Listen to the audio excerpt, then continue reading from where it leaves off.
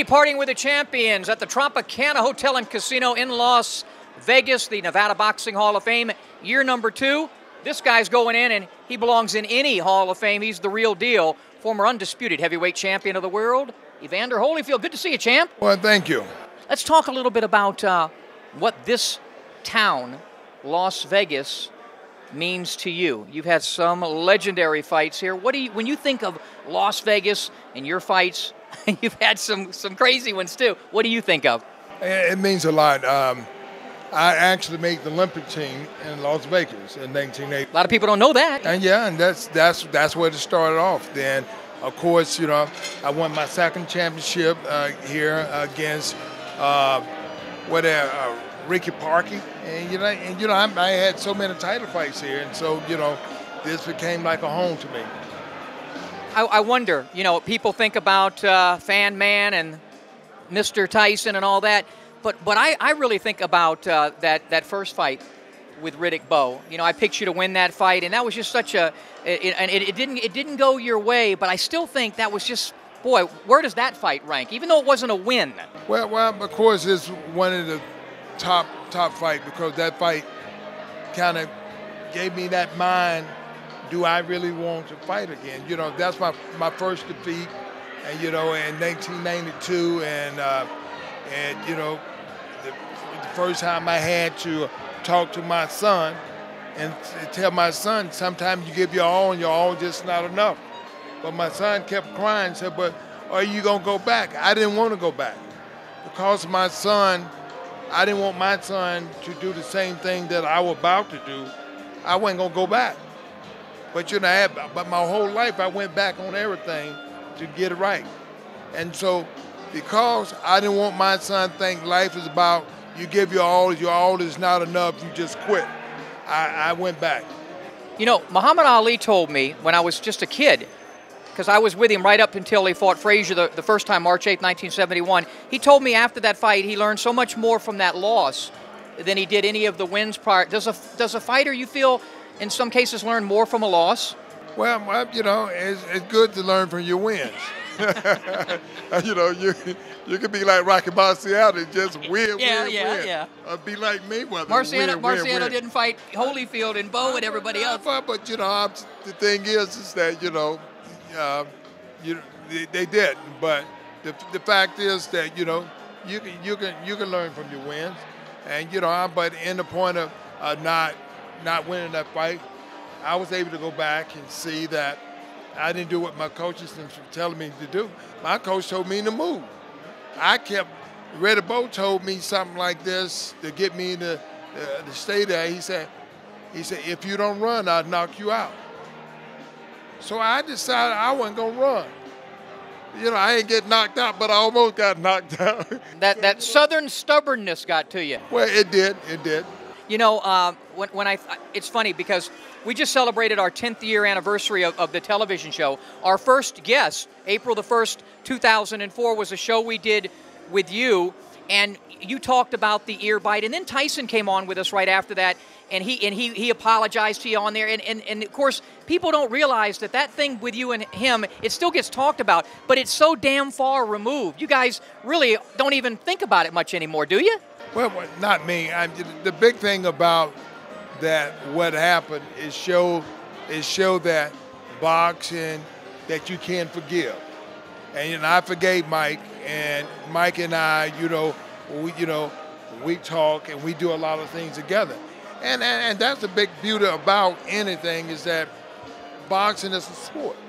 And it is what they call a gentleman's sport. Unfortunately, we all fall short sometimes. And like he said, I headbutted him, but I didn't do it on purpose. And I don't think headbutt is bad as bite. You hear that, Mike? So important for the fighters because they light up, because unlike other sports, they don't have the pension plans and so many of the other things that I know you and other Hall of Fames like mine in Florida, they're trying to also, because at the end of the day, this is for the sport, but it gives back to the fighters who need it the most. That's right. And, And again, one of the things that we do, because we had a double-edged mission when we started, which was basically to honor those who have meant so much and made significant contributions to the sport of boxing in Nevada, but also to aid boxing-related causes. And that's and again, I just think that's an area where people do not do not really care outside of boxing. And if we can help retired boxers, if we can help scholarship programs at colleges that have boxing programs, youth boxing programs where they have a lot of dilapidated equipment and maybe have any trouble getting funding, that's what we're about, and we're trying to help in that area. Hey, let's talk a little bit about Las Vegas. You fought all over the place, including here. You do so many fights here. Your great work with HBO, which, by the way, you continue to improve as a commentator. I'm very proud of you for that work, especially helping those guys who can't see certain things. But talk about doing fights, fighting, Las Vegas as the mecca of boxing. Las Vegas is almost like built for boxing.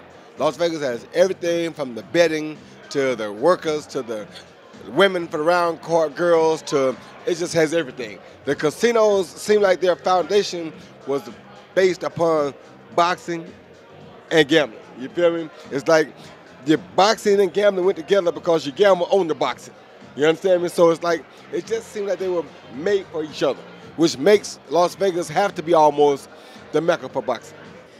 What are the future plans for Roy Jones Jr.? You're doing the commentary. You're still kind of fighting. You'll be joining me in the Florida Boxing Hall of Fame if you ever retire. Are you ever going to retire? If I ever retire, I don't know the answer yet. I'm not God. I can't predict the future. But if I ever do, I would hope to be joining you in the Florida Hall. Well, you'll be in more than just the Florida Boxing Hall of Fame. But what are your goals for your future? My goals are just to stay active, have a good time in boxing, enjoy it, entertain the crowd as I always seem to find a way to do. Possibly win a WBC cruiserweight title and then maybe call it a day. Well, other than working for HBO, do you see yourself? You've been doing some pretty damn good work as a trainer. How about some more of that? Yeah, I'm gonna do a little bit more of that too. I enjoy the training, but I only want guys that I think are capable of adapting to what I want to teach you.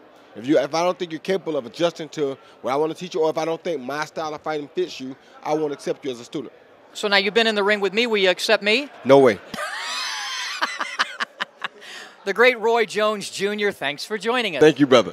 Some of the guys I mingled around with, they all said the same thing. They said, thank God Rich is doing it. It's about time, because again, and I know you weren't at the fight, but you were at the weigh-in of the solar plexus punch when, of course, Bob Fitzsimmons and James J. Corbett in 1897. I think that was in Carson City. But this place has such a great history. But the camaraderie, you could just feel it in the room, couldn't you? Yeah, it's amazing. I love seeing like Shane Mosley and Floyd hugging, and Zab Judah and Floyd hugging and having a good time together, and all these former rivals, and it's just a different atmosphere. And plus, really, I just think that nobody outside of boxing really does things for boxing. And so I think if the boxing community itself comes together and does things for the sport, it's a very positive thing. These two guys know a little bit about each other. Paulie Ayala, Bones Adams. They met a couple of times, I believe at Mandalay Bay, where you won your title against Garza. You had a plethora of great fights here. Let's talk a little bit about, we'll start with Bones. What does Las Vegas, Nevada boxing mean to you? It means everything to me. That's why I moved here in 1999. That's why I moved here in 1999, because I love boxing. It's the mecca, and it's kind of veering away with other casinos in other states. But I hope it's going to come back, come back soon, hopefully. Same question to you, Paulie. What does it mean to you when you think about fighting in Las Vegas? Well, you know what? Every time I come here, you always run into a world champion. This is where the champions are. You got boxers and fighters everywhere, but if you want to be where the champions are, this is where you come. What do you remember about your couple of encounters with this young man here? He's pretty slick. He's a very slick guy. He's a Don't great... blush now. You guys weren't blushing those times, He's a great guy, man. You know what? I always enjoy running into Bones. I seen him the other day at the gym. It's always a pleasure, man. We got history together. that nobody could ever take away. You know, I only know one white guy who boxes as good as him. I was a better actual mover inside. But let's talk about your championship. I remember the night you won the title here. Talk about that fight with Garza. Like I said, I was an 8-1 underdog. And I woke up that morning and I felt so good. I was like, no aches, no pains. You know how, being a fighter, you feel sore. So I didn't feel nothing. I started calling everybody, said, bet the farm, bet the, I don't care, I'm winning this fight. And I had $980 to my name. I gave it to my friend, go bet on me. And I came out a winner. Remember the after party? We partied. That was the long. You guys were drunk. I was at the hospital with a broken hand until like 4 in the morning. You guys are already done by the time I was there. Talk about, Paulie, the special camaraderie between fighters. I call fighters at a level like you guys were the most common and uncommon of all athletes. There's something special about it. When the gloves are hung up, when all is said and done, there's something special between you guys. I don't think that other athletes hitting one another on a football field, tackling somebody or whatever, it's not like this sport. Talk about that camaraderie. Man, well, it's a sport where you put everything, you put your heart and your soul, your passion, you put everything in it, man. So I mean, when you fight against another man, another champion, I mean, and y'all have to endure something like that. I mean, it's memories that you share, and the respect that you get that you wouldn't get from any other sport, like something like this, when you lay down everything on the line like that. Same question to you. Well, same thing. Like I said, listen. The best thing is when the gloves are on, like you said, the gloves on, just war, toe-to-toe, one-on-one. A football field, you got, how many people on the field at one time? 20 or something? It's hard, but it's a one-on-one sport, combat. I mean, we're real men. We try one-on-one. There's no excuse. No timeouts. No except timeout. That 1 minute, less than a minute. You can't tag the guy to come in for you. And that's the reason why we have much respect for each other, because it's each individual person fighting each individual person. Flushing Flash, Kevin Kelly, talk about, I see you talking to Bones Adams and Paulie Ayala and Holyfield's over there and Floyd Mayweather and Roy Jones Jr. Explain to the boxing fans what it's like, the camaraderie between great fighters. We all contribute to the game. When you got fighters that all contribute to the game together, it's like a family reunion. And what happens is every fighter brings something to the game special. By us being together, we're kind of bonding. We don't see each other a long time. We get a chance to mend the wounds. We ain't been together for a while. I'm happy to see Bones. I'm happy to see Ayala. I'm happy to see Roy Jones. I'm happy to see Floyd, because we're a family. We're a boxing family. And it's amazing how small, even though boxing is such a global sport, an international sport, how small of a world it is with all of us. You go anywhere in the world, if you're around, if there's a fight group, they're going to know Kevin Kelly, they're going to know Roy Jones. I mean, it's a very small world, this boxing community, isn't it? It's a tight-knit family. But what's weird about it is we don't see each other often. Yeah. But when we do see each other, it's like a reunion. Us being in this room today shows the love that we have for each other and that we appreciate one another. That's the most important thing. You've been around a lot of other athletes, so have I. There's a difference between fighters, though, and other athletes. I call boxers the most common, yet uncommon, of all athletes. There's something a little different about fighters. I think the aspect of fighters that we're gladiators. We know what we can do. So we're more milder, kinder, gentle. We don't have nothing to prove. We proved it already. You're on the ballot to be in this Hall of Fame. You're a resident here. You will be in this Nevada Boxing Hall of Fame someday real soon. I hope I am too. But you're already a Hall of Famer. Tell us about you're just inducted into New York. Talk about that. It was beautiful. What got me back to boxing and winning titles was actually the Hall of Fame upstate New York, Canastota. When I saw that, I said, I got work to do. At the time, I was about to fight Smoke Gainer. So when I seen that, I realized, Kevin, one day you should be here. Are you a walking Hall of Famer, or have you done enough? I always had that question mark. People told me I was, but I didn't believe it. So once I got inducted, I know now I am. And it's a matter of time before I get in Vegas Canastota, Florida, and I just feel appreciated by the people that I left my mark, and I go from champion to immortal, and that's my job. Speaking of champions, speaking of Nevada, pound for pound best, Floyd Money Mayweather. How you doing, champ? How you doing, Smitty? Great to see you. It's good being here. And it's important for you to be here. This is the Nevada Boxing Hall of Fame. This is their fundraiser. This is their second year, and who knows more about boxing in Nevada than you? Nevada, the commission, the referees, the judges, everybody has done a tremendous job, in the sport of boxing, and helping out with the sport of boxing and keeping our, the main thing, the most thing that's important, that's very, very important is safety, for the fighters. And Nevada Commission, the best commission in the world. What else can I say? The Nevada Boxing Hall of Fame, Rich Mayeather has done a tremendous job. Rich is a great, great guy. He's been around the sport of boxing a very, very long time. Very, very seasoned in the game. You also very, very seasoned in the game.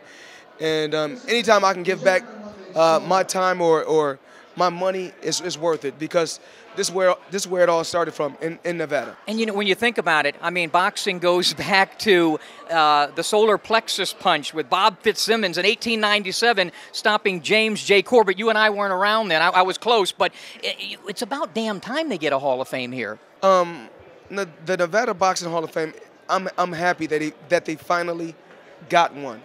Last year, I wasn't inducted, but I did. For the first Nevada Boxing Hall of Fame, I did get Fighter of the Year, which I was very, very happy and very, very pleased with. This year, we don't know who the candidates are or who will win, but I'm pretty sure it's going to be another great fighter. We're going to do more of these community-oriented fundraisers and events, because we really don't want to be, Smitty, a Hall of Fame. Nothing against any other halls of fame, but we don't want to be one that has its induction and then disappears for a year. We want to be part and parcel of the boxing community throughout Nevada. We're going to do another one here in Las Vegas. We're going to do one up in Reno, and we're going to, of course, have our induction ceremony. But we're going to be part of this boxing community, and the more we can do to bring the boxing community. I mean, look how acrimonious things are, but it seems like in our events, I mean. And you had, by the way, you had people in this room tonight from all the different, the Cold War was not existing here tonight. That's right. That's exactly right. And, we love that. Yeah. We just love that. I'll never forget, all the things that were going on last year at our induction dinner with Mike Tyson hugging Don King and Bob Arum arm in arm, and Floyd Mayweather actually thanking Bob Arum. I mean, you just can't even believe the stuff that was going on. What are they serving at the bars here, right? But it was great. Yeah, I love that. How important, though, is it really for you to go down as an all-time great? It's very, very important, to give the sport of boxing 37 years of your life. It means a lot. It means everything to me. Of course, it's about the money, but it's not about the money when it comes to you wanting your name to live on as one of the greatest fighters to ever live. And I truly believe that I will go down as the best, or my name will be mentioned amongst the best. There are a lot of Floyd Mayweather boxing fans out there, and there are a lot of young fighters who want to be like this guy. Floyd, just look into the camera, a message to the young fighters out there. To all the young fighters, just continue to believe in your skills. Listen. You have to listen. The key to becoming, a champion is listening. You got to listen. Dedicate yourself to your craft. Work hard, and just keep believing. Just keep believing. Never let no one, break your dreams or tear you down. Stay focused and work hard, and anything is possible. What the mind can conceive and you believe, you can achieve, and he proved it. Pound for pound best, Floyd Money Mayweather. He takes on Marcos Maidana May the 3rd at the MGM Grand. Thanks for being here, champ. Thanks for having me. Continue to support the sport of boxing. Nevada Boxing Hall of Fame, signing off saying peace, your man Floyd Money Mayweather. Hard work. Dedication. Finally, to people who want to maybe have information about the Hall or get in touch with you, suggestions, donations, anything, look into the camera and tell them how they can get a hold of you. Well, our website has all of that. I mean, and we do appreciate your donations because we have to keep it going. And we are a charitable 501c3 organization, nonprofit completely. Nobody makes a penny from this. And but if you go to our website at nvbhof.com for Nevada Boxing Hall of Fame.com, you're going to find all the information that you need to know. Founder of the Boxing Hall of Fame. It was a great night with the legends parting into the wee night. I think it's time for me to have, and Rich to have, a glass of red wine. Thanks, Rich. Well, thank you, Smitty.